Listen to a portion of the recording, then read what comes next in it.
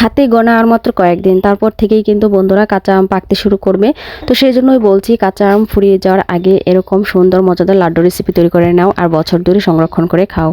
আজকে আমি তোমাদের সাথে মজাদার ও আকর্ষণীয় এই কাঁচা আমের লাড্ডু রেসিপিটি শেয়ার করব।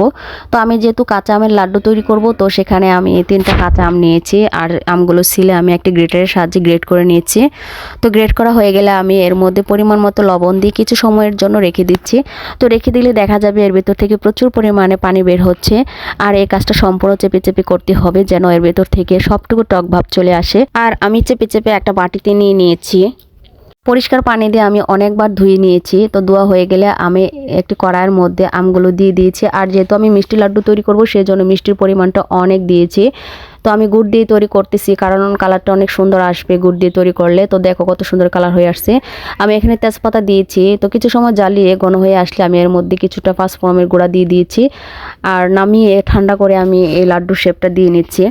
আমি কিন্তু মিডিয়াম সাইজের লাড্ডু তৈরি করে নিয়েছি, আর তোমরা চাইলে ছোট বড় যে কোনো সাইজেরই করতে পারো। তো আমার কাছে ছিল কিছু ভাজা তেল, তো ভাবলাম যে ইউনিকভাবে কিছু লাড্ডু তৈরি করি। তো দেখো আসলেই কিন্তু ইউনিকই হয়েছে। তো লাড্ডুগুলো কিন্তু দেখতে অনেকটা সুন্দর হয়েছে, আকর্ষণীয় হয়েছে, খেতেও কিন্তু ভীষণ মজা হয়েছিল। আর তোমাদের কাছে কেমন লেগেছে কমেন্টে জানিও। যদি ভালো লেগে থাকে অবশ্যই লাইক কমেন্ট শেয়ার করে পাশে থেকো। আজকে এই পর্যন্তই, ভালো থেকো সবাই, আল্লাহ হাফেজ।